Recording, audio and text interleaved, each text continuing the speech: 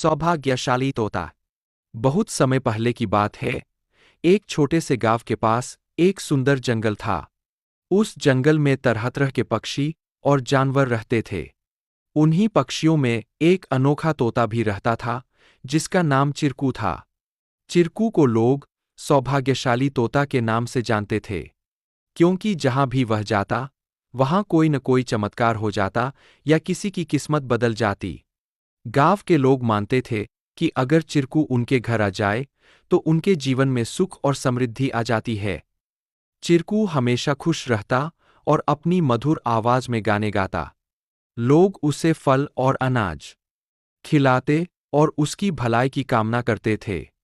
चिरकू भी गांव के लोगों से बहुत प्यार करता था और जहां भी जाता, खुशियां बांटता। एक दिन गांव में एक गरीब किसान, जिसका नाम रघु था, बहुत परेशान था। उसकी फसलें बर्बाद हो गई थीं और उसके पास खाने को भी कुछ नहीं था। वह दिन-रात मेहनत करता, लेकिन किस्मत उसका साथ नहीं दे रही थी। एक दिन रघु ने गांव के लोगों से चिरकू के बारे में सुना और सोचा कि शायद यह सौभाग्यशाली तोता उसकी भी मदद कर सकता है। रघु ने तय किया कि वह चिरकू से मिलकर अपनी किस्मत बदलने की विनती करेगा।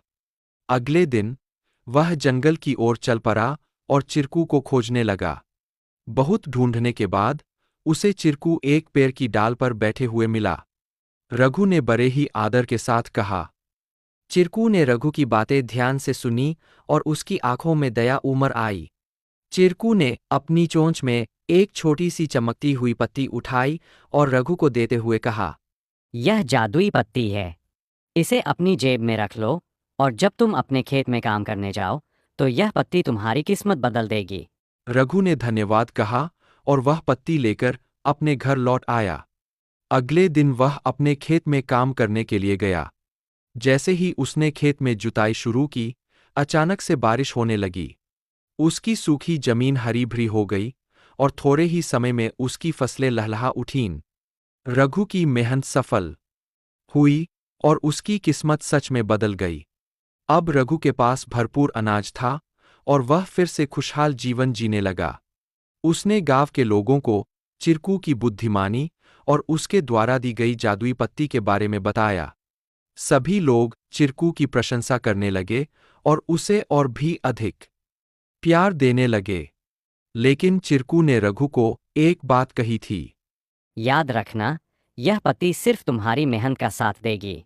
अगर तुम मेहनत करना छोड़ दोगे तो यह भी अपना जादू खो देगी।